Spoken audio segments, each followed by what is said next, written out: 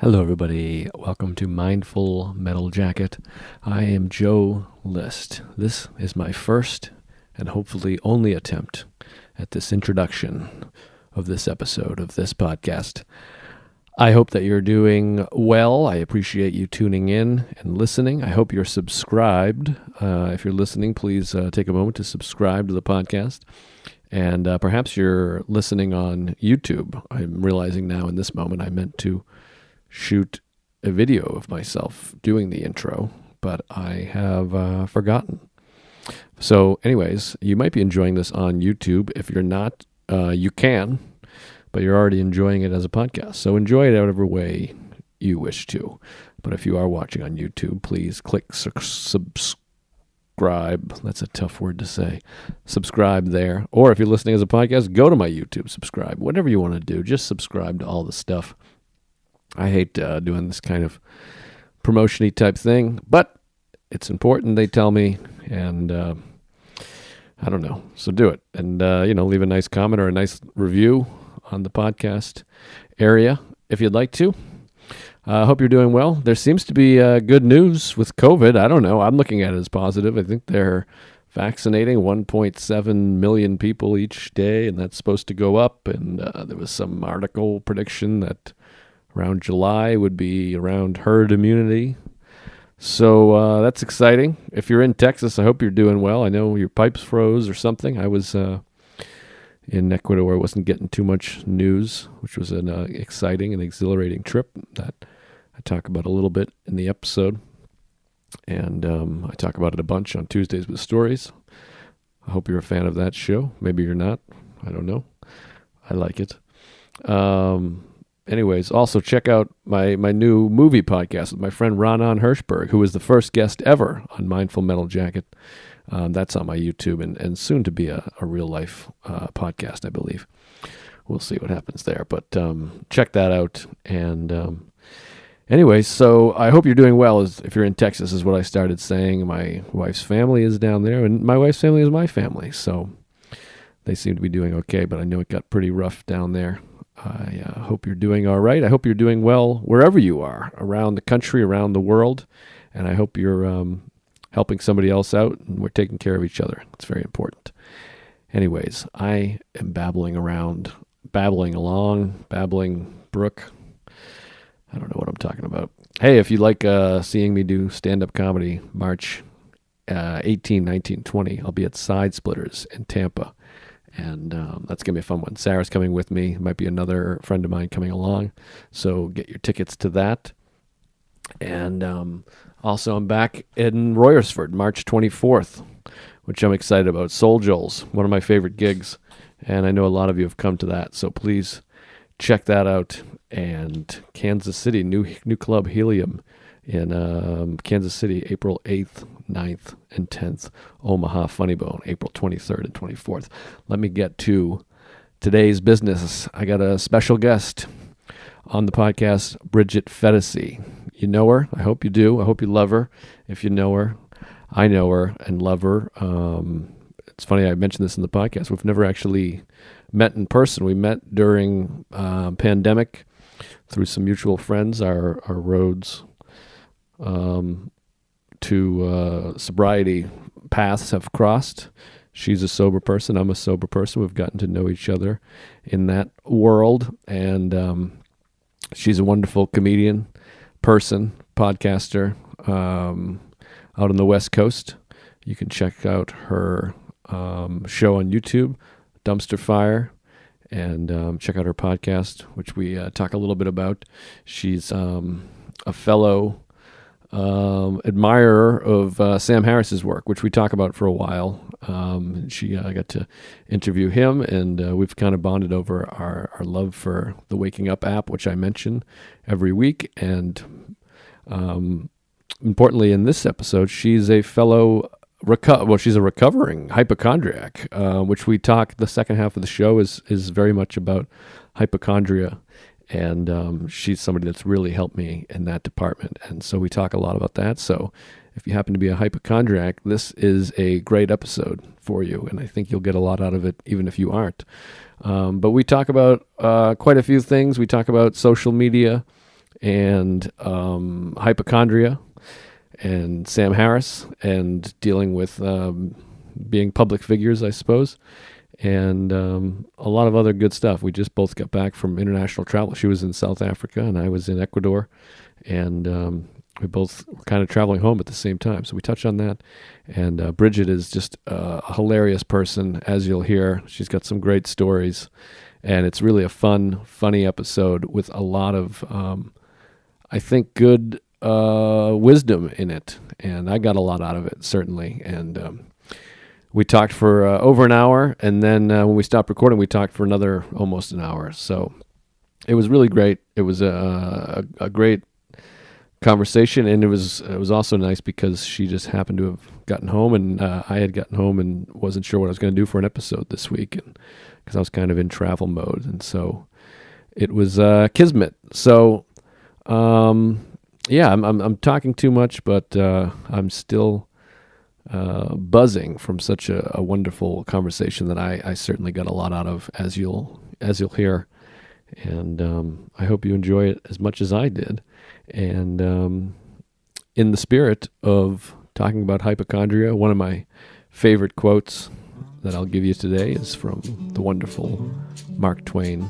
And maybe I've used this quote before, and I might get it wrong. I'm kind of paraphrasing, but Mark Twain said something along the lines of, "I'm now an old man, and I've known a great many troubles. Most of them never happened." And I think about that quote all the time. So he's really smart and funny, and that kind of addresses hypochondria and anxiety to some degree. And that's what we talk about quite a bit in this episode. So without further delay, please enjoy this conversation with my dear friend, Bridget Phetasy.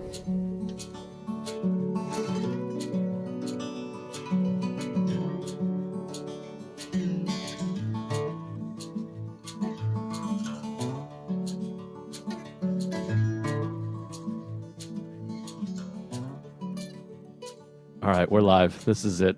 We're recording. I always get, as soon as I click record, I always just come apart. Do you get nervous? Yeah. Do you get nervous? I get more nervous as hosting a podcast than as a guest, particularly when the guest has their own podcast. I start freaking out pretty early on, and particularly about maybe messing something up and not recording, or not having the sound right. I worry about the technical stuff because I'm so bad at that. And then I also I get stage fright. I mean, I get stage fright when I actually go on stage, but I get stage fright even when I do podcasts. Yeah. For me, it's podcast, like stage live stand-up. I rarely get nervous or anxious. It's like an area that I feel so pretty jealous, comfortable. But podcast, it's hard because it's one-on-one, which is always tricky. Particularly, it's worse for me when it's someone I don't know and they're like an expert in something. Like I've interviewed a few like an author and a few Buddhists that I'm like, I'm just gonna sound like a fucking idiot. Yeah. And they're gonna hate me, and I'm just gonna come off as an asshole. And I just picture the guest being like, I cannot believe I'm doing this. I have a podcast coming up like that where I feel almost starstruck by her. She's just so amazing. It's Ayaan Hirsi Ali, who many people have issues with, but I find her just so impressive. And she speaks multiple languages. Was in the Dutch Parliament. She worked as a translator in refugee centers. And wow. I'm like, hello. Why are you talking to me? Yeah, it's hard. I felt that way. I interviewed Sharon Salzberg, who's like a big Buddhist and one of like the main people that brought Buddhism to the West. And I just felt like an idiot because it's also like, it's hard for me to be, I feel like the Chris Farley show, where I'm like, remember you did that thing? And they're like, yeah, it was crazy. So anyway, so I always get anxious, and I just feel like I'm a fucking idiot. I'm not a podcaster. Who cares what I have to say and all that good stuff.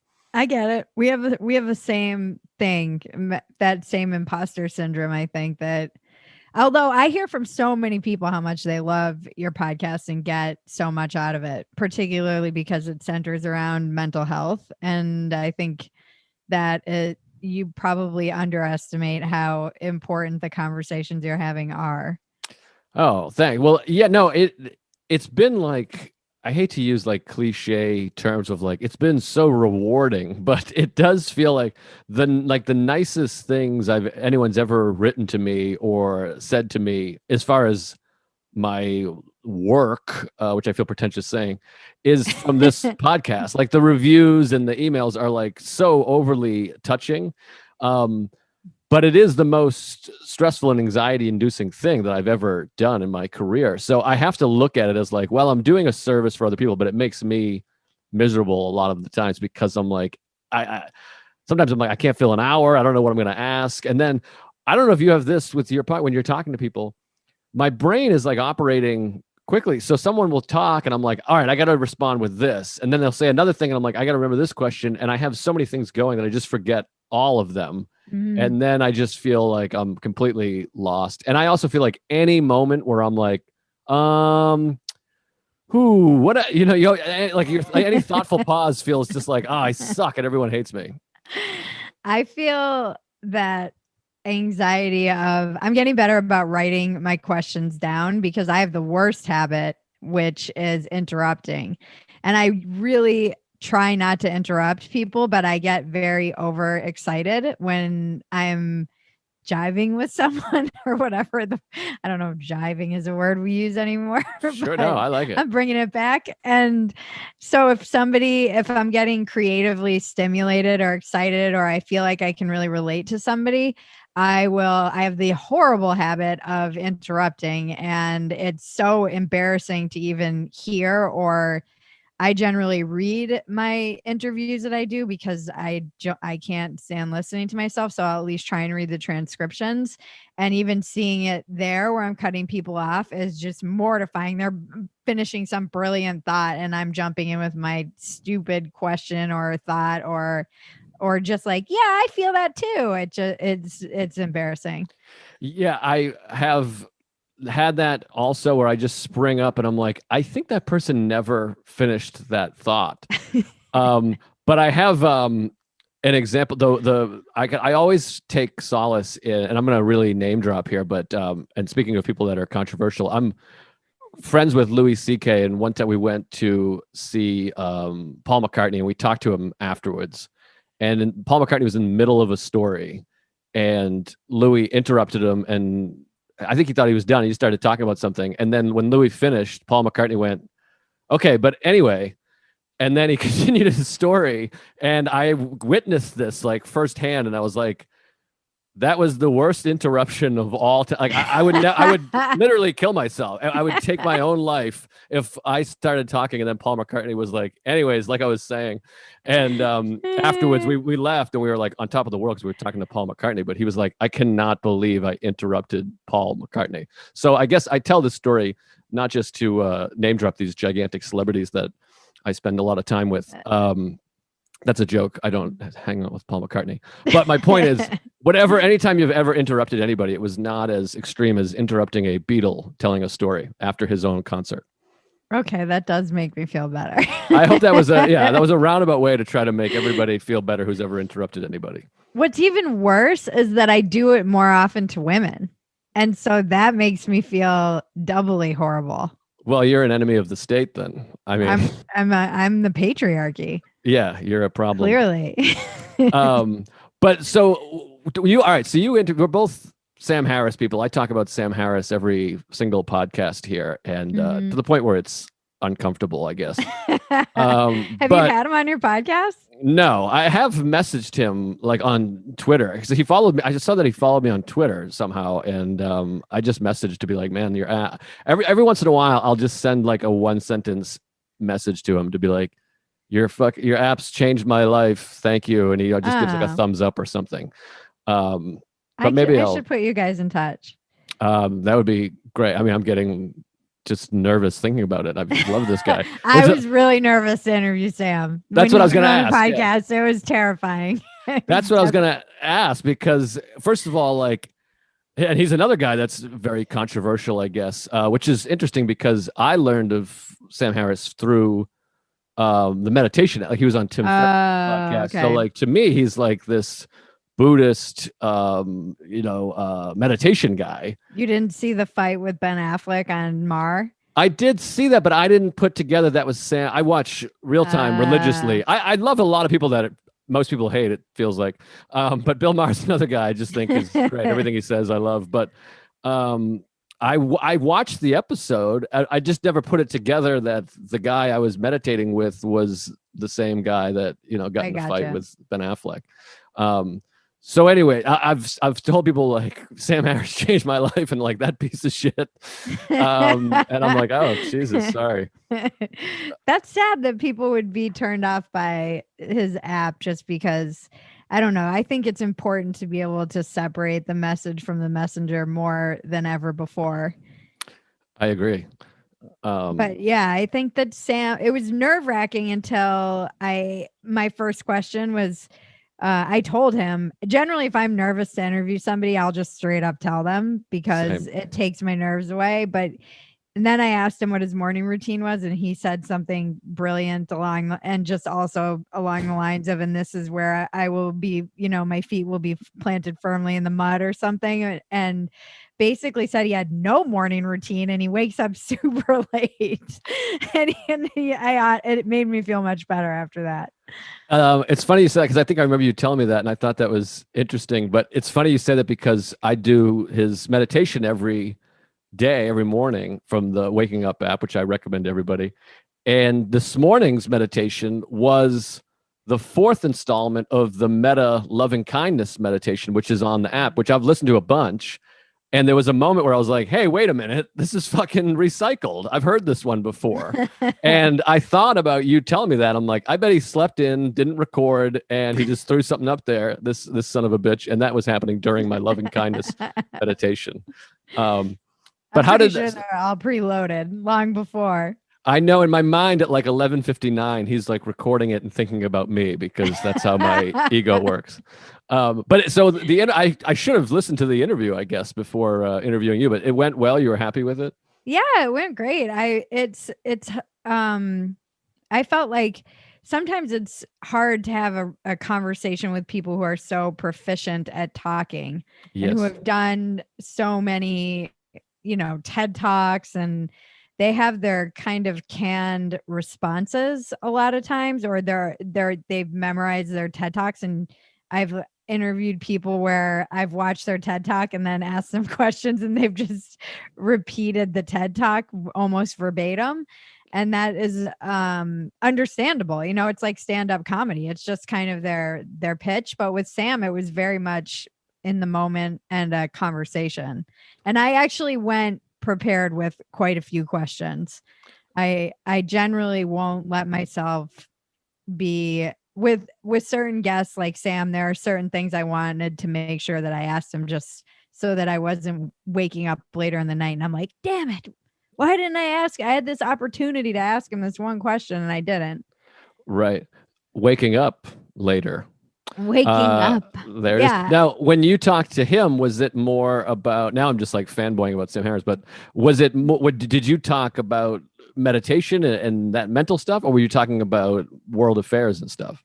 We talked about meditation, but really, like, my podcast always revolves around the person's story. So I really wanted to hear how he got into meditation, what was his experience with it, how he ended up on that path, how, he was kind of I mean, late bloomer, for as he says himself, and that he went on this kind of existential journey and went traveling around and was practicing meditation. And then he came back and got all of his degrees. I didn't realize that. I thought that he went and got his degrees and then went and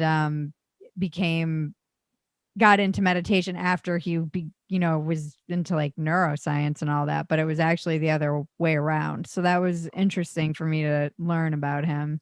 Wow. And just his experience with different meditations. I've been to India and I've been to ashrams in New Zealand and Australia. And we talked a lot about just the weird guru aspect of those places and the different brands, I guess, for lack of any kind of word, the lineage and his different practices, but it was, yeah, it was a good, and then just got into more heady kind of Sam Harris stuff that you can really only talk to Sam about, Right. So it went well.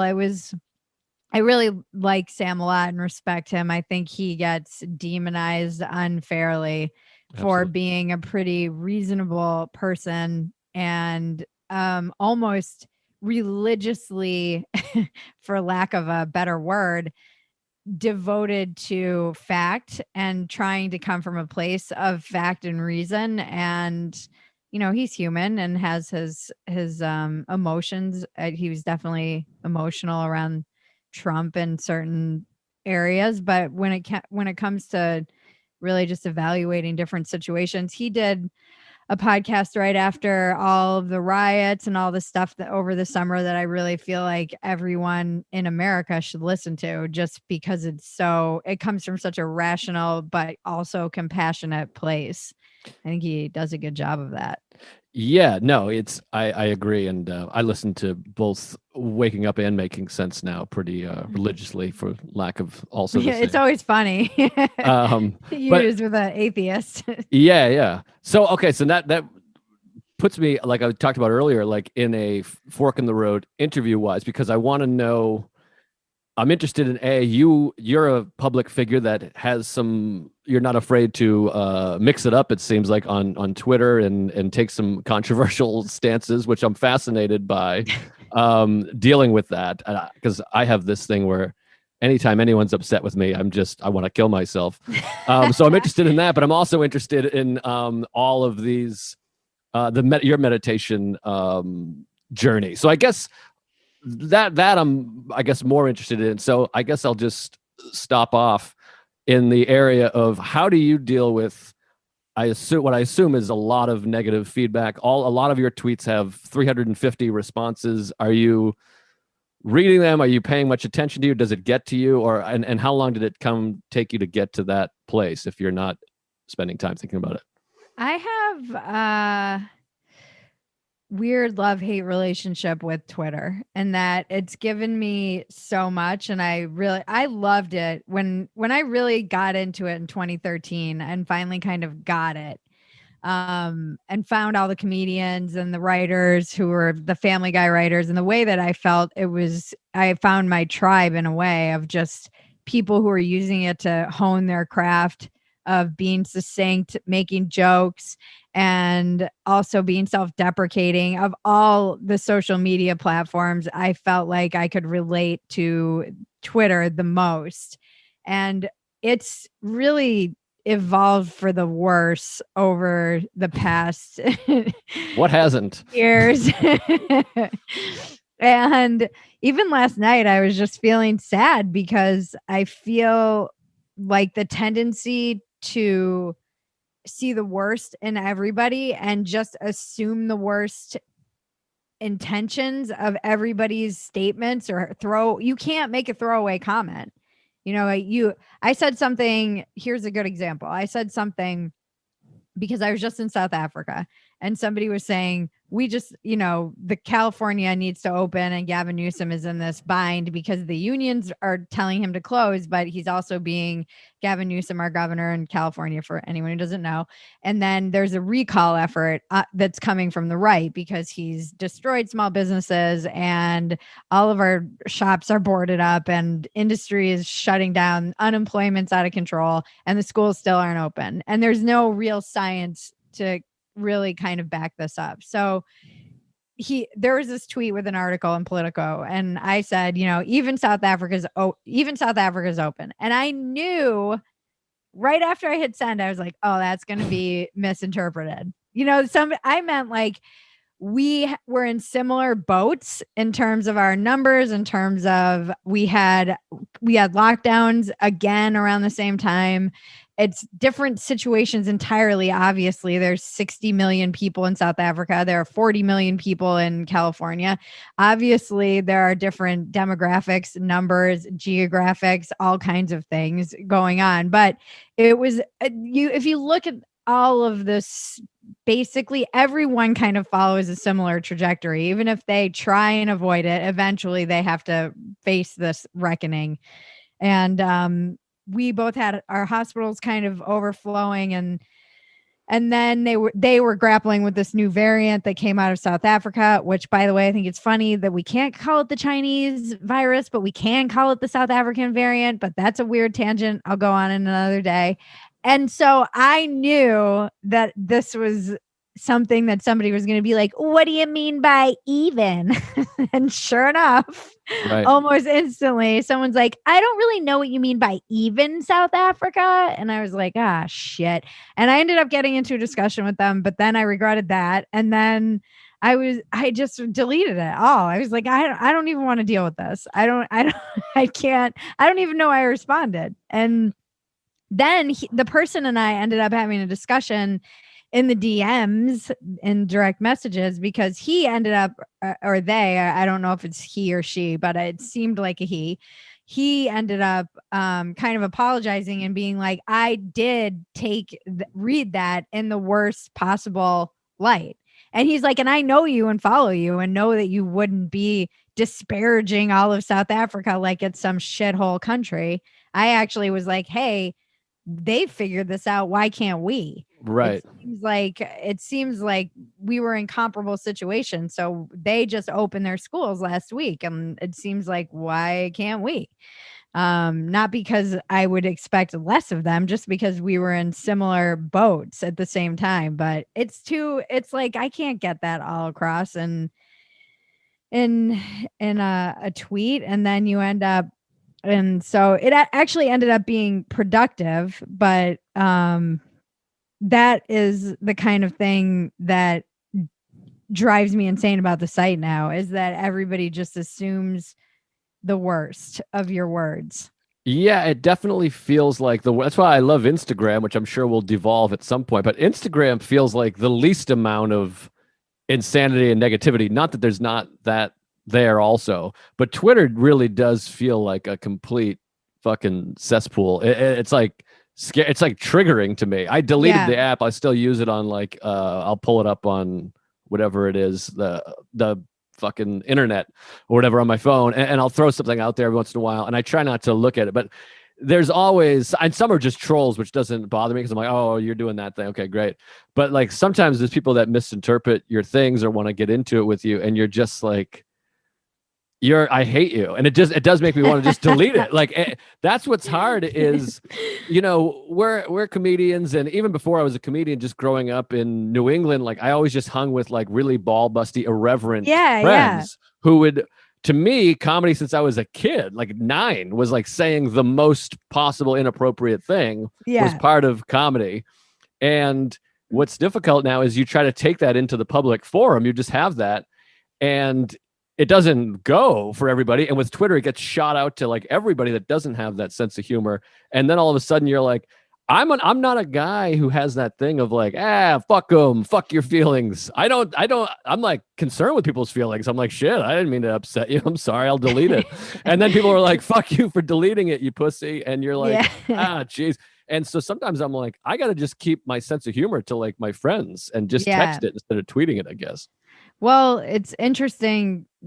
I think Rogan is the one who always says Twitter is like mental patients throwing shit at each other. And there is, to answer your question, I definitely, I guess I don't look at 90% of what's said to me. And sometimes I'll just go hard on a topic because I'm bored. Like boredom plus me and Twitter is bad, because then I just find a button and I want to keep pushing it because I like being annoying, which is a horrible defect of character, but something that is like in my entire family somehow. Right. My sister was like, is being annoying genetic? Because my kids really thrive at it too. And we just love being annoying. It's just, I find it amusing. And I definitely know if I'm pushing buttons, the world's going to push back. I don't feel like some kind of victim or anything like that. And I think that helps with dealing with all the blowback. Also knowing that I can just log out I've had some scarier pile-ons with different factions that are actually terrifying, and you're like, oh shit, I shouldn't have kicked that hornet's nest because now I need to go let the local police know that I'm in danger of being swatted. That's more extreme. People, the pylons can get bad, but I find that you really they get oxygen from paying attention to them. Right. So just log out or ignore it. It's in some respects it is real, and in other respects it's not real at all. And if it's generally my rule is if my blood is boiling or I'm feeling anxious or I have PMS and I'm hypersensitive, I know just to log out. That's a sign to me. Like, it's almost like when I first got sober, pause when agitated or doubtful was very hard for me. I had to really consciously think about this all the time. And then suddenly it kind of reversed on itself and it was like, oh, I'm agitated. That means I pause. So the same thing has happened with Twitter where it's like, oh, I want to kill somebody, or I feel like I hate all of humanity. That means it's time for me to log out and go for a walk. So it's like not taking responsibility for my own state of being that I'm creating, by the way. Right. Yeah. No, it feels like a magic trick sometimes when you're like, and not just with people tweeting at you, but just news stories or a constant negativity coming from, or other people. For me, I get like anxiety from looking at other people because I kind of stay out of it on Twitter for the most part, but seeing other people debate, I'll start reading their debates and I'm like, oh my God, we're fucked as a society. But it's like this weird magic trick where you can just kind of close your computer and it just disappears. Yeah. Yeah. And then you go for a walk and people are just smiling and the birds are singing or whatever bullshit. That's not really true in LA anymore. Although I just went for a drive and I was like, holy shit, it's like pre-apocalyptic in this town. It's like there was like a lady sitting on the sidewalk and she had just clearly had some fight with a pillow and there was like a destroyed pillow in the middle of the road and she was half naked. And then there was a whole tent town and nobody else is around because everybody's still kind of locked down. And LA's really, I don't know what New York is like, but LA's looking pretty rough right now. Yeah, I keep hearing about that. It's weird. I'm in Queens, New York, and it's pretty much fine here. I mean, like Midtown Manhattan, I've been in once, and it's quiet because everything's closed. So there's more kind of homeless people and beggars or whatever, and it feels a little seedier for sure. But in my neighborhood, it's pretty normal and seems to be getting better. I heard LA is starting to get a little better, so I have some hope that things will get better. But yeah, it sounds like LA and California, again, going back to Sam Harris, just keeps talking about how California is coming apart. Yeah, it's really unsettling and depressing. I was just in downtown Santa Monica, which used to be a thriving business area, and buskers would be down there and people would be wandering around and shopping, and it would be, and yes, we are in a pandemic, but in the absence of all of that is left with stores that are still boarded up from the riots and stores that have been completely shuttered, which we really won't know the toll of that until we actually open back up. And then just homeless people. It's weird. It's a very strange. I've been just kind of in my own bubble. So when I leave, I'm like, whoa. Yeah, so that's like a good transition into some of the stuff I wanted to talk about because we're both coming off trips. It's funny. I texted you. I was on my flight home from Ecuador, and then you were traveling home from South Africa, which is that was a long haul. Holy crap. Yeah. So I assume you have to lay over in Atlanta, New York. Oh, France. Well, I was way off. No. You were right. On the way there, it was LA to Atlanta, Atlanta to Charles de Gaulle, and then Charles de Gaulle to Johannesburg. Jesus. It was a lot. It took me, and then we had to take another flight to Port Elizabeth, which is another part of South Africa. So it was 4 flights and 48 full hours door to door just to get there. And we had a 10-hour layover in Paris. And I've done a lot of world traveling, and I'm pretty sure that's the longest it's taken me to get anywhere. Have you heard of Hawaii? It's pretty close. I know it's very close. But it was worth it. It was worth the effort, definitely. And the hardest part about it, I think, was that by the end, I was like, get me out of this fucking mask. Like the mask Yeah. is just crazy on the long hauls. And in some ways, it's weird. And I haven't even talked to anybody about this. And I'm sure you experienced a little bit of this too. In some ways, it's the most irritating. Traveling's irritating anyway. And this is even more irritating because, especially if you're going forward in time or backward in time, with the COVID test, you have to get, depending on where you're going, in this instance, South Africa, you need a negative COVID test 72 hours before your departure. Right. But sometimes when you land, they're just doing the math from when you got the COVID test. Is it 72 hours? They're not saying, is this 72 hours from your departure? They're just looking at the day you got there and the day that your test says. Right. So they kind of gave us crap because we got even though it was 72 hours before departure, by the time we got there, it was almost, 4 days later. And so that can be tricky, just trying to work out all the math of getting the COVID test so that it's timed right. What did you have to do for Ecuador? So Ecuador is same thing. We had to get, it's weird. It was more lenient coming back. So we had to get it within 72 hours. So I went to the place in Queens and it cost $200 each. It was Sarah and I to get a test that came back like 22 hours later. And it was like the jam up the nose, both sides. Yeah, and I had like 4 of those. Yeah. And I'm just filled with phobia and anxiety. Anything medical, dental, I don't want to do. I absolutely hate it. I went like 10 months without getting tested until I did a show at the Village Underground. Because I was like, I can't stand it. And now that I've like everything in my life, once you have it, you're like, that wasn't so bad.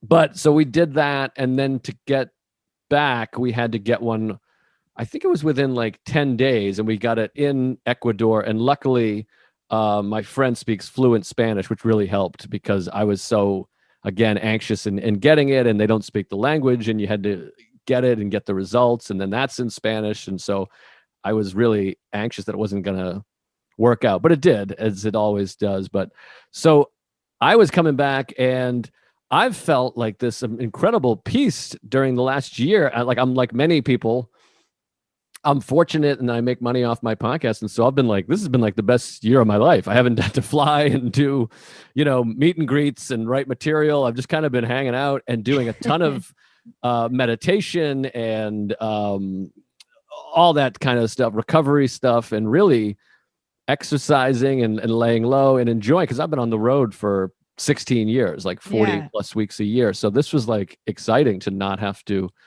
come up with material and all this stuff. So, but I was feeling, I'm like, because of meditation and all this work I'm doing, I'm like cured. I'm like Zen, man. I feel like I'm better than Sam Harris. Fuck that guy. And then I traveled to Ecuador, and it's South America during COVID, and I had to ride this. I rode this cable car that was like 550 feet in the air across 2 valleys, and there was no bottom. And I'm terrified of not heights, but like ledges. Like I'm not. Flying does not do anything to me. Being in a skyscraper doesn't scare me, but being on like like a Ecuador, no safety regulations. Anything, no regulations. We didn't sign anything. Nobody said shit, and like you could see straight down, and that was terrifying. And then there's fucking feral dogs everywhere, which I'm afraid of dogs. And we went like tubing, and there was no regulations there either, like down a white rapid river, and so like it did like damage to my central nervous system, and I was feeling pins and needles in my face and hands. And I kind of relapsed in my hypochondria and started Googling, like, am I having Bell's palsy or cerebral palsy? And I haven't done that in like a couple of years. And so it felt like this weird anxiety, hypochondria relapse. And then I start coming apart of the seams where I'm like, oh, I'm not Zen. I've just been home, not facing anything or dealing with anything. And so that's where I kind of felt by the end of my trip. And I know you've dealt with hypochondria. Yeah. I have. And I had similar, not experiences. It was, but same thing, cable cars. And the first night we were in one of the parks, we were with a lot of the locals and the people who worked in the park. So we were doing things like they make such a big deal, like, don't get out of your car. Do not get out of your car. Whatever you do, don't get out of your car because there's lions and leopards and all this shit. And it's everything's trying to kill you. Right. First night there, we're like having a braai, which is their word for a barbecue, basically, in the middle of the park with the people who live, because you can't come and go out of the park if you work there. So there are people, which was crazy and news to me, who have been born kind of into these parks, or they live in the park in this village, and they're the workers in the park. And because you can't like drive in and out every night, because you can't leave at night, because you're not supposed to be driving around at night. So we're in the middle of this park, and they're like, we're going to go down by the riverbed. And there's a very low chance of crocodiles because of the fact that these are normally dry beds and it's been flooding. And so they're not going to risk going up there because they'd get stranded and we had to, the first night, it's like, all right, hitch up your pants. And we're just standing in the middle of the park, cooking meats of all things. Jesus. And that's just their Tuesday. I'm like, this is like and I had that moment. It took me a minute I had to breathe into it. I definitely felt like the, not anxiety, but I know when I'm disconnected from present reality, because I'll get in my head and start feeling like, my breath gets short and I was kind of not able to have a conversation. It's almost like the same thing that happens to me before I go on stage because of my stage fright. I just can't function. I can't carry on a conversation with anyone because my nerves are getting to me. And I just had to breathe into it. And then after 5 minutes, I was like, everything's fine. You're with people. There were many situations that I was in South Africa, whether it was with animals or with people, or like you said, in countries where things are less regulated. We live in like a plastic fucking bubble in America. Yeah.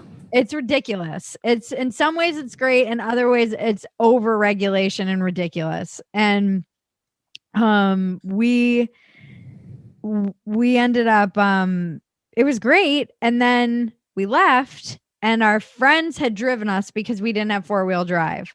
So they left us at this riverbed right where, as far as the car that we had could go. And then my friend who was driving, we get dropped off. They go ahead. Thank God they waited. My friend pulls into the freaking riverbed and gets stuck instantly. So now his wheels are spinning in the sand and it's dark in the middle of the park. And I'm like, oh my, this, it feels like I was going to say, any minute things could go terribly wrong. It's like, this is probably going to be fine, but this could all go terribly wrong, like at any minute now. And we're standing outside of the car in the dark while they come back up and pull. Thank God, these trucks are amazing. Fords, and they pull them out of us out of the riverbed, and we drive 10 minutes down the road, the same dirt road we came into. And then there's a freaking leopard just cruising down the road, and it walks right up to our car and by our car. By the way, they can smash your windows. It's not like they can't break your windows. And I was like, this freaking leopard was walking down the road we were all standing outside of the car on 10 minutes ago. That's horrifying to me. It's crazy. Even the story is terrifying to me. And that's hard because do you have this? Because I was with Ari Shafir, who and sometimes you're with these people that are just fearless and feels like nothing's ever happened to them and they don't even care, and they're just like these Zach Morrises of the world that just seem to have nothing, and they're he's just whatever, I'll eat that, and this guy in the Amazon gave this to me and I drink it every morning, and I'm like, what's the due date on the milk, and I feel like I'm like, this is insane, we're gonna get killed. We're up in the sky. At one point we had to deal with a horse that was charging at me, and it was just horrifying. But and sometimes you're just like, this is actual dangerous. You just missed a leopard by a few minutes, and these people that are like, don't worry about it. I feel like they're gonna kill people like us, but maybe it's good. I don't know. adventurous. I've learned this about myself. I was the first one in the river. I know that the feelings you and I are describing are just being outside of our comfort zone. Right. So it's not that you were healed. It's just that you were in a comfort zone and you push yourself outside of your comfort zone. And then you have to expand. What is it? I love somebody today was talking about limitless expansion. And I love that. The thing I love about, in particular, this is where sobriety has been so good for me, because before I would do that, but I would be drunk or wasted or high, and I would not really be aware. I wouldn't feel those feelings of anxiety and fear and have to breathe through them and consciously expand. I would just be like wasted, and it's a miracle that I'm alive when I think about some of the insane stuff that I did traveling alone as a woman back when I was drinking and traveling around the world. And now I get to be in these situations where, I mean, I'm with people who I have to trust know the environment better than me. Can anything go terribly wrong at any minute, anywhere you are? Yes. Like an engine started on fire and debris fell out of the sky, and that could happen to me right now sitting here. Right. And that was a big part of how I kind of cured my own hypochondria. Weirdly, I started like counting the many ways that I could die in any moment, which seems counterintuitive, but it was like the illusion of control kind of has to be shattered for me to be able to really be present and to diminish some of that anxiety, because it really is just me wanting to control everything about my body, my health, my experience. And my hypochondria acts up in instances when I started noticing when it would appear, and it was always in like the same moments or situations that then I went to my therapist and I was like, let's deal with some of these. One was shame around sexuality. I would get hypochondria around that, was one area. Another area was when I was doing something really exciting and I felt like I didn't deserve it or I was going to die. Like right before I went to Australia, I was like, I had the most debilitating hypochondria, and it was because I felt like, and I don't know if this is being raised Catholic and like Catholic guilt or what got squirted into my brain that made me feel like I'm fundamentally worthless and I don't deserve good things and I will die before I get good things or be punished for it. But that was something that I just couldn't hold joy. It was like I would feel joy and then be like, oh, but you don't deserve this. You're going to die, obviously. And it was robbing me of the ability to feel joy. That's what I fucking hate about hypochondria, is that it is an addiction to worry. Fundamentally, that's really for me what it manifests as. And it feels like once you're in that loop, it's so hard to get out of it. And then I hate myself because it's so self-obsessive. Right. And it ultimately is robbing me of whatever joy there is to be had in that present moment. The brain doesn't know the difference between fear and, unless it's like fight or flight fear. And this is how I have really helped myself with stage fright. It doesn't know the difference between being excited and being like stage fright, nerves, or being nervous in a situation that might be new. And so I just have to tell myself, okay, yeah, there's a rational fear that I'll get mauled by a leopard. That is true. But more likely than not, these guys know what they're doing. And I'm also just excited because this is new and crazy and outside of the box. And then we did this other thing where they dropped us off on top of a freaking, they call it a cuppe, but it's a big rock, this helicopter, and left us there for an hour and like 40 minutes in the middle of like, it was, again, after all of this stuff you hear, like, don't get out of your car. Right. They're like, we'll just fly around and make sure there are no lions or leopards. And then they just dropped us off on this rock. They're like, we'll be back in an hour, and an hour hits. And I'm like, they're not coming back.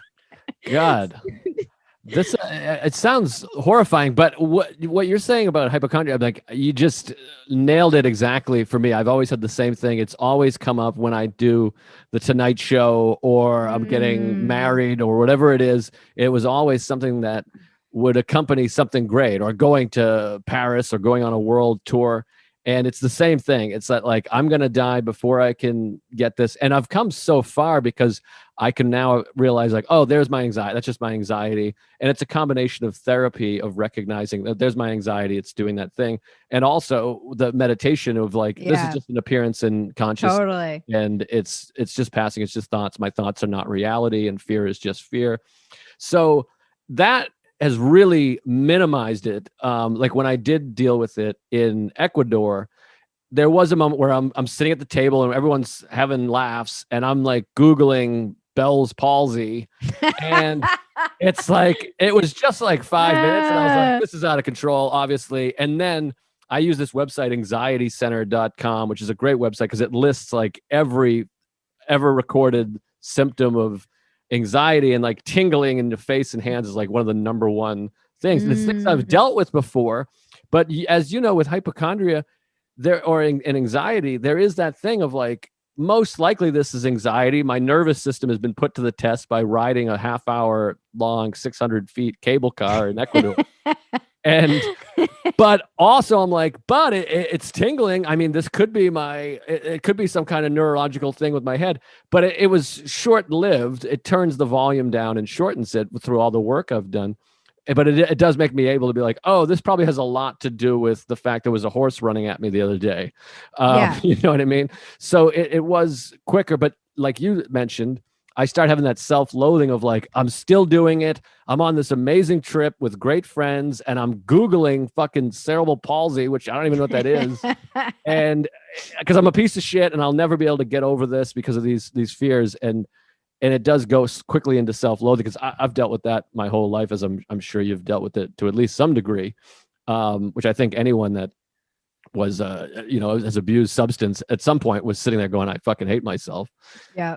But so it's getting better, but that makes a lot of sense with the hypochondria. But do you ever you start to slip back into it occasionally, or want to Google illnesses, or no? I won't let myself. I basically made a rule with my primary care doctor years ago, who I've had forever, and I love her. She's brilliant and laughs at me, which I need.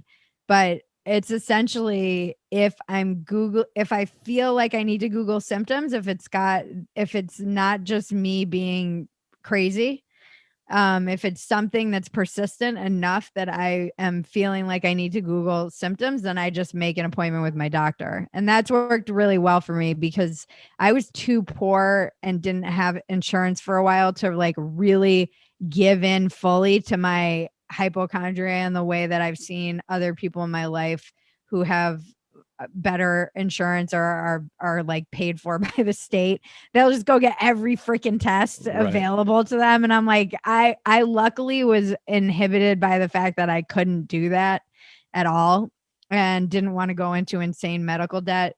I mean, I definitely had moments in in hypochondria that were comically embarrassing in my early hypochondria, but I also had crazy things happen to me that would only happen to a hypochondriac because God has a fucked up sense of humor. So I think I was like 20, and I was going to get my first AIDS test and HIV test.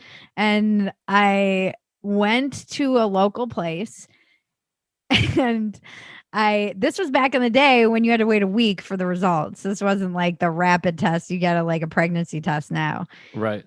And I went to this clinic and I got the stuff, and then they're like, okay, they called, they're like, come back for your results. And I go up and I was so nervous. I had been with a guy who had cheated on me with hookers. So I was like, and I was already a hypochondriac, and I convinced myself, because I was Catholic and all this guilt around sexuality and shame and all this stuff, that I absolutely had HIV. And I went to the window, and the woman looked at my name and then burst into fucking tears Oh my and walked God. away. And I was like, oh my God, my knees buckled. I was with my friend. Holy Because shit. I was like, I knew it. I fucking have AIDS. I seriously want to like write this story and do it at like the Moth, like the 5 minutes that I had AIDS. Because this was then they didn't even give you the results there in that room. You had to like walk outside and go to another building next door. God. And I had like rubber legs. Like I remember it so vividly because it was so visceral. And the woman just started crying and walked away. And the other woman was like, "You have to go next door to get your results." And my legs were just shaking. And my friend was like, "Oh my God." My friend she thought I had AIDS too. And then we go into the next place and this nurse runs out and she's like, "I'm so sorry. That woman just got bad news about a family member." I was like, wow. This is fucked up. Like, I should sue you for emotional distress. You should not be crying when somebody's coming to get their HIV results. Like, burst into tears. I was That's insane. It traumatized me. I thought you were gonna say you got like a false positive, because I had a friend that happened with that. So she was just crying on her own thing. Like she just was. Yeah. It had nothing to do even with more me. insane. Yeah. I mean, that's fucking crazy. Yeah, well, it was nuts. I'm glad you didn't have AIDS. I was just writing about HIV because I can't remember if we talked about this, but I was talking about it to somebody. But I just found these notes that my mother had stored when I was 7. I went to a psychologist to have like what do you call that? An assessment or whatever, an analyst. And they wrote down all these things. My mother wrote all these things after talking to the psychiatrist. And he was like, yeah, Joe has so many phobias.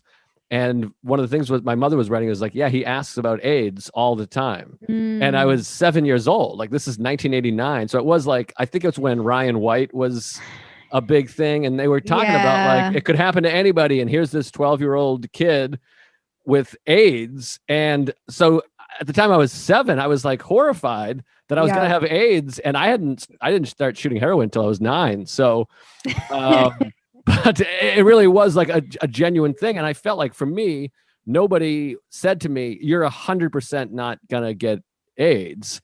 Yeah. And why do you think you're going to get this?" or whatever. And I feel like I was never shielded from those things as a young kid. Like my family would just talk about it and play the news in front of me and all this stuff. And that Ryan White, I hated that son of a bitch because he was like this 12-year-old, white kid from the suburbs, whatever, who they're like, anyone could just get it. Cause I think he had a blood transfusion is how he got it. Do you remember that kid? I do. I feel like, there's a mosquito in here. It probably has AIDS. I used to think I could get it from mosquitoes. But I do wonder how much of that was just that, like you said, we kind of came of age, because then I went to a doctor one time and I was like, "I'm nervous." And he's like, "Why?" I was like, "Cause I just am worried that I have AIDS." And he was like, he started laughing at me. He's like, "No one dies of AIDS anymore." He just like laughed at it. He was like, "Bridget, even if you have it, like you're not going to die."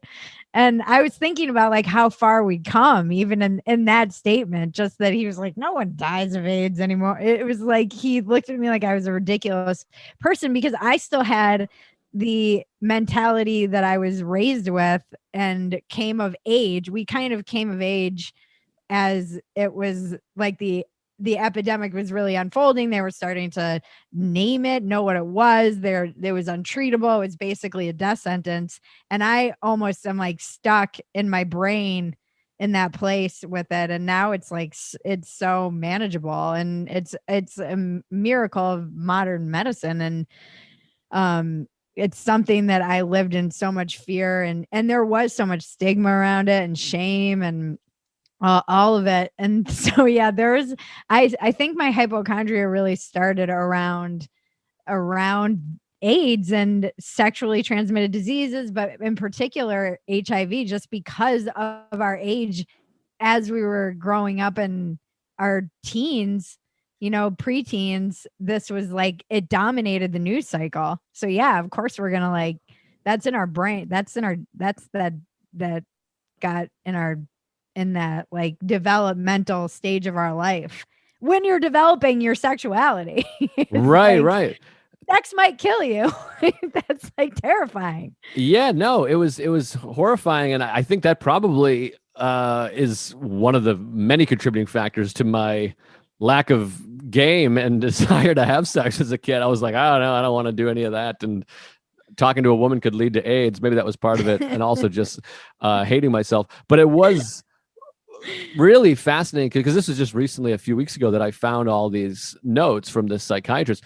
But it actually made me feel good in a way that I had this feeling of like, oh, none of this is my fault. I've been like this since I was a kid, because I can beat myself up for being so afraid of everything. And going back to what we talked about earlier, like you said, you're an adventurous person.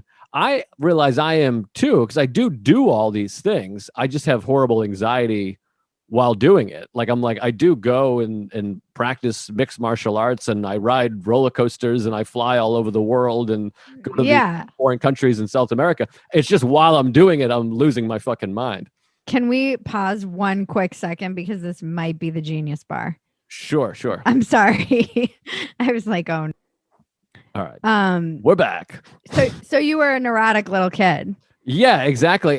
But it does feel like, oh, this wasn't it's not my fault. This is like learned behavior. I've had this since I was a kid. It's not like I'm choosing to be afraid of cancer. I've had that since I was 5 or earlier, I guess. Yeah, I definitely was a neurotic little kid too. I think I was worried all the time, like a little worry wart. So there is a genetic component to my fear and worry. And as I've grown up, I've talked about this a lot. My mom blames herself because remember before the internet, there were those books that were basically like choose your own adventure, but you're going to die books. And I don't know if you remember these. My mom had them. So it was like, if you have this symptom, turn to this page. And then it would be like a list of follow-up symptoms. And there was like, if you're experiencing this, turn to this page. And you'd go through all these symptoms and end up, it was like pre-WebMD. Yeah. And these books I wonder if she still has them, because I remember her always having those books out and always being like, can you feel this lump? And is this, she had bad hypochondria looking back when we were growing up, and was worried she was going to die. She had 5 kids. So she went through a phase where she was like petrified she was going to die, because what if she left her kids, orphans and all this stuff. And so we definitely, my siblings and I all I've learned recently, I didn't realize so many of my other siblings struggled with this as they do, and in various forms of it. So I definitely think there is like a genetic component to the hypochondria. And then, the other story I wanted to tell you of being made aware of how ridiculous this kind of fear is. I went and I had convinced myself I had throat cancer, because the weird thing about hypochondria is that you'll get fixated on like one thing. And for me, it was like, there's something wrong with my throat. There's something wrong with my throat. And then it couldn't possibly be something mild. It's like obviously cancer. Yes, I have the same thing. And so I had convinced myself that I had cancer of the throat, because I was smoking all the time, and I felt guilty about the fact that I was smoking. A lot of my hypochondria revolves around guilt. I used to get horrible hypochondria when I was hungover, like crippling, debilitating. And again, I think it was guilt about just whatever I'd done the night before, or not remembering what I did, or the way I felt. So I go to the doctor, same clinic that I got my 5 minutes of AIDS test, because it was by my house. And great album name, by the way, 5 minutes of AIDS. And I go and I walk in and I get my throat done, and they're like, oh, okay, well, I'm like, it's cancer, isn't it? They're like, there's something definitely wrong. And I was like, it's cancer, right? And they're like, no, you have allergies. Do you want Claritin? And I never felt so fucking stupid in my entire life. It was one of the top 10 moments of feeling like, just wow. Talk about making mountains out of molehills. I still think of it all the time. Like, oh, do you want Claritin? I just died laughing. I was like, for weeks had convinced myself that I had throat cancer and that I was going to need, a hole in my throat. Right. It's amazing. I mean, I relate so hard to your stories because I've had the same exact thing, same exact ailment. But don't you find too? There's like, and I know we got to wrap up shortly here, but like, Oh, yeah, I'm fine. don't you find there's like, it's we almost like a drug though, because the feeling you get when they're like, no, you don't have to throw it, get out of here. It's like this weight off your shoulders, or for me, anyways. And I'm like, oh, and it's almost like doing fucking taking a painkiller or something like that, where you're like, oh, amazing, I feel alive again. Like it's this weird Relief. yeah, exactly. It's Yeah. such a relief, and I feel so much gratitude in that moment that I almost think that's part of it. Is I become obsessed with something just to feel the relief of it. Oh, that's interesting. I never really thought of that, actually. But it does feel like, oh, it's almost like I had cancer and beat it. And I've said that to my therapist before. I'm like, I've beaten cancer 50 times already. My cousin, it got to the point that my cousin Maggie had to be like, she had this mantra that she would say to me. She'd say, it's not a tumor. You don't have AIDS. There's nothing wrong with your lips. And that skirt doesn't make you look like you have a dick. Because I would always be like, does the skirt make me look like I have a dick? She's like, what? I have that one too. It is, and it's gotten for me so much better. But I had that with 2 years ago. I had basically a year-long panic attack because I had acid reflux, and they call it silent reflux, where it can fuck with your throat and make like an itchy throat and sore throat. And I remember going back to my ENT. I kept going, and I was like, so will there ever be a time when I can have chicken parm again? It's like my favorite food. And he was like, what? He's like, you can have it tonight. He's like, go have it tonight. He's like, take a Pepsid. He's like, just don't have it before, like if you're doing an hour show, it might irritate your throat. And it was like a full year of me not eating anything I wanted to eat. And I was just miserable, but because I thought I was going to get throat cancer or whatever. And then I talked to, I did Dr. Drew. Yeah, Dr. Drew. That's the guy, the LA guy with a podcast. Right? Yeah. I confused him and Dr. Phil. I went on Dr. Drew, and he was like, reflux ain't shit. And it was like so helpful to me to just have a guy who's a doctor of some kind. Maybe he's a quack, I don't know.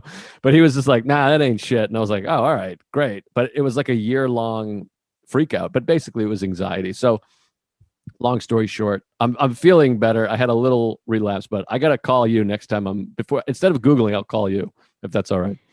Yeah, I mean, I had to like really aggressively attack my hypochondria, and to the point that my therapist now wants me to write the book that I want to write, which is Kill Your Hypochondria Before It Kills You. That's because great. I really had to like personify. I basically named it. I got a rubber band. I had to rewire my brain essentially, because it's that idea of like what fires together wires together. So every time I would say there's something wrong with my lips, I had to snap the rubber band, replace it with a loving or I would say, I am healthy, everything is okay, I am healthy. And then I would do that hundreds of times. Like my wrist would be just destroyed by the end of the day from this rubber band snapping. And when I was really aggressively attacking it, because I had to just retrain myself to think loving thoughts or positive thoughts. And then I also couldn't give into that wiring. So Googling, touching whatever part of my body I thought had a tumor, going into the mirror and looking at whatever I thought was wrong with me. I couldn't the action only reinforces those kinds of thoughts. So, I mean, it's actually crazy how much work I had to do around it. And I do not experience it anymore. I feel I have moments, like I said, of moments of where I feel that like nervous flutter. And the problem that I had with anxiety and panic attacks was I didn't know what was happening to me. When I had my first panic attack, I was in the Chicago airport and I was sweating through shirts. I had no idea what was happening to me. And my yoga instructor at the time, I was getting certified in yoga. I called her. I'm like, what's happening to me? And she was like, oh, this is just a panic attack you're having. I couldn't breathe. And my flight kept getting sickeningly delayed 15 minutes every 15 minutes. It was like God was personally laughing at me being tortured by my own mind. And I think that's what's so the thing, and the reason that I have so much compassion for people who really suffer with hypochondria, anxiety, OCD, all of these things are kind of intermingled, is because it is a mental illness. Like, it's a mental illness. Yeah. And you can't get outside of the matrix of your own mind. It's like, how do I get on top of that? Which is, like you said, meditation helps. I needed therapy. I had to really start. I think that cognitive behavioral therapy, whether I realized I was doing it or not, that was essentially what I was doing, where I started keeping a log of every time I would feel hypochondria and what the behavior was and what triggered it, and what was something I could replace it with. And so I didn't know I was doing this, but it is cognitive behavioral therapy. And I think that gives you the information that you can then take to a therapist and say, how do we address, like in my case, the shame I feel around my sexuality and being raped and all these things? How do I address the feelings of worthlessness that trigger, not being able to hold joy? Like, how do we look at these things? And then it's just like, getting sober was a huge one for me. I didn't realize how much of my anxiety was relieved almost within the first 2 years of getting sober. Yeah. So much of it. Yeah, I had a lot of that too with my sobriety, but a lot of it comes crawling back. But man, I relate to so much of what you're saying. Even I'm fortunate not to be a victim of any kind of sexual abuse, but I have such shame with sex. And I mean, like, just regular missionary sex with my wife. I apologize. I feel like, oh my God, I'm a piece of shit. So that, but also the OCD I'm dealing with it now. I can feel myself blinking and flexing my arm throughout, and anxiety, hypochondria. It really is just wild. And I have to remind myself of like how far I have come. That's what my therapist is always doing. But he's like, look at all you've done in spite of that. Yeah. Where it's like, again, like I've done late night TV and managed to move to New York, and I have a wife who's a relatively normal person, and I've traveled all over the world. So it is this thing of like, I have accomplished all these things in spite of that. It's not crippling, but it's the thief of joy. Like it's hard to hold any joy or peace, but I guess it's a work in progress, not perfection, as we say. But this has been really helpful, everything you're saying, and I think I need to stay in touch with you on this to recover from this stuff. Oh yeah, I tell people, I'm like, I will happily be your like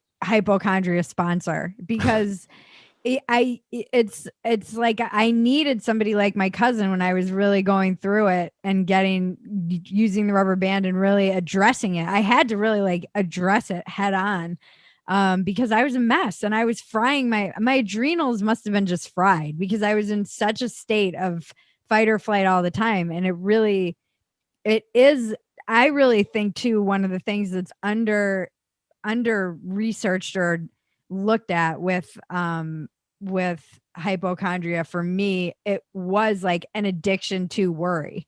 I didn't know.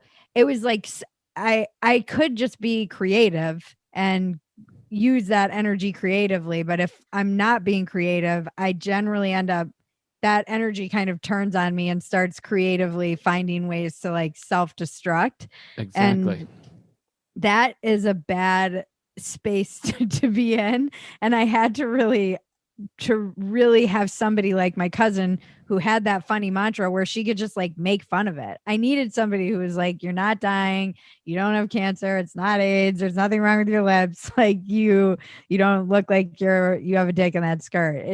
I needed someone to like take the piss out of me, because it definitely, I mean, there were times where I was in the fetal position in bed, unable to function. Yeah. And it was just the product of my own mind. And I look back on that, and I, when people tell me they struggle with this, I want to like take them in my arms and hug them, because I know how debilitating it can be and how silent you suffer with it. You'll be out at dinner with a group of people, and be suffering greatly and no one will know.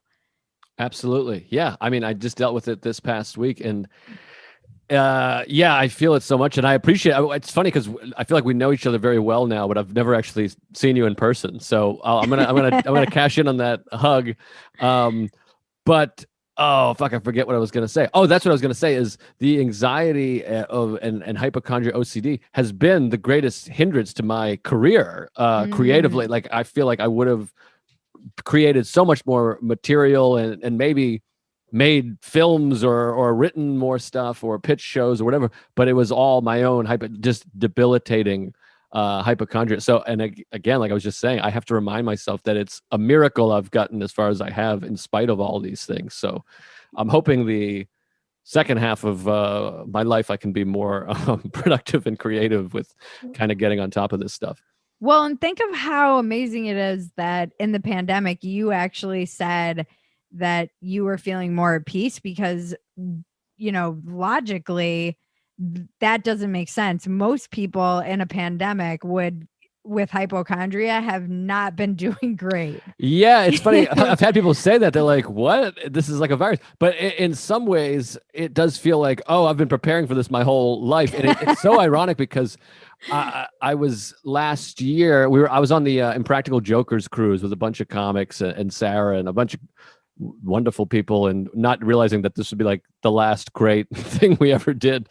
But now I forget what I was going to say because I felt like that was dramatic to say the last great thing. But I remember everyone was talking about COVID, and I had this distinct feeling from meditation and kind of getting better of like, not this time. They're not getting me this time. Because I remember bird flu, I was like crippled for like months. I was so depressed, and climate change and cancer and AIDS and all these things. And whatever the one that was in New York a while back that I can't remember what that was. E. coli, whatever the fucking thing was, Yeah. whatever the thing was that was nipped in the bud. But I was like, this time I'm not going to worry about this shit. It's in China. Who gives a shit? I've panicked about this before. And then it was in Seattle. And then it was in New York. And I'm like, I'm not worrying. And then everything shut down. But it did. I don't know. I've been much better with this, and I've just improved a lot, but have a long way to go still, for sure. Yeah, I think it's good to stay on top of it. And I encourage anyone to reach out. I always try and help anyone I can on this topic because as my therapist has told me, she's like, there's really nothing that we can do other than medicate people. She was like, aside, there's not really, she was like, please write your book because I don't use meds. I didn't want to have to use them. And I actually found that the meds that they gave me for hypochondria made me more anxious. And generally, like things like Xanax and all those meds, I can't take them because I'll just take them. And B, Same. they make me, I'm like, oh, I can see why people get hooked on these because when you're coming off of them, your anxiety like skyrockets. And one of the things that there's a great book, Care of the Soul by Thomas More, and he talks about the gifts of these things that we consider negatives in our life. It's kind of heady, but I read it. It's beautiful. And he talks about the gifts of anxiety and depression. And one of the gifts that I've found, and again, I can really see this in sobriety, is the anxiety that I was feeling, particularly when I first started getting panic attacks, was the fact that I didn't want to be in my first marriage anymore. And I didn't know how to articulate that. And I was scared to get out of the marriage. And my anxiety was just like out of control because I was lying to myself. So something I've learned about myself is that and then recently I was with someone and she was like, oh no, we're totally going to hang out. We're going to be friends. And I kept getting like bad anxiety and I looked at her and I was like, you're lying to me. Wow. And so it's become this lightning rod now where I know that I'm either lying to myself or someone around me is lying to me. And it's a barometer that I have that sensitive little antenna. And I think a lot of my use, drug use and other substances was A, I'm just, again, genetically predisposed, but B, like you, I'm just kind of sensitive and neurotic, and it was easier for me to just numb all of those intuitions and feelings out instead of having to recognize them and learn how to kind of manage them and discern, is this a real fear or is this just excitement that I'm perceiving as a fear? Right. Is this something that's is this like me lying to myself, or is this this girl, when I said you're never going to call me again, you don't have to lie to me, and she literally never called me again. I was like, I was right. Right. You could have just told me the truth. And it was so I've had those moments too. And depression, I find, comes when I'm not, again, it's like some kind of dishonesty with myself, but a different kind of dishonesty. So yeah, I actually think that a lot of the time medicating, I'm obviously not like the clinical version of these things is very different, or chemical, but in some instances I'm grateful I've had to kind of ride it out sober, as uncomfortable as it is, because it's given me so much information. Yeah, same. Well, everything you've said in this podcast, at least in the second half, has really not that the first half was bad. You're like, the first half sucked. We weren't talking about this. We were talking about Sam Harris, I guess. But well, Sam Harris and Twitter are relevant only because I think a lot of people don't understand. I see so many people on these online platforms making themselves crazy, and in many ways it's like hypochondria. You're like addicted to that adrenaline, exactly, and the dopamine and the interaction, and then you're like, why am I feeling like shit, or why am I engaging, or why? And it is like at least with Twitter, like you said, it's like a magic trick because you can shut it. Whereas with hypochondria, you can't turn your brain off. There were times where I was like, I want a fucking lobotomy, like that guy in that movie. Pie. Yes. Oh, I was thinking Cuckoo's Nest. I was like, give me a freaking drill to put in my brain. I know the feeling so well. I mean, I relate so much to all these things you're saying, and this has been like so incredibly valuable to me. This is gonna be one of the few podcasts of mine that I listen back to. I'll fast forward to my parts, obviously, but Bridget, I really appreciate it, and I hope you've enjoyed it. And I think you were really of service, certainly to me, and hopefully to a lot of other people that are dealing with this. Yeah, I love it. If they have any questions, tell them to send them to you, and we can do a follow-up. All right, sounds great. I would love to do that. Why don't you plug your shows and Twitter and all that stuff for the people that don't know? You can follow me, Bridget Phetasy, at Bridget Phetasy, Phetasy. Anywhere really. And Instagram, I'm not on there that much. Twitter, obviously, I'm addicted to it. And you can also find my podcast, Walk-Ins Welcome, anywhere podcasts are available. And I have a show on YouTube called Dumpster Fire, which is a little bit more of the performative, outragey, comic-y side of me. And Walk-Ins Welcome is the more introspective, kind of fun conversation. So it's a bit all over the place. Oh, yeah. And I have a column. I have a monthly column at Spectator magazine. Hell yeah. It's funny. We both have that similar thing. I have a very wildly irreverent, offensive comedy podcast and this sort of introspective mental health podcast. It's good. Yeah, it's fun. It's nice. It's nice to explore both sides, obviously. Yeah. Bridget, thanks so much. This was great. That's one of my favorite episodes. It's always a pleasure. Yeah, thank you. Mindful Metal Jacket is hosted by comedian Joe List. Produced by Joe List. Edited by Matt Kleinschmidt. Executive producers Robert Kelly and Matt Kleinschmidt for the Laugh Button Podcasts.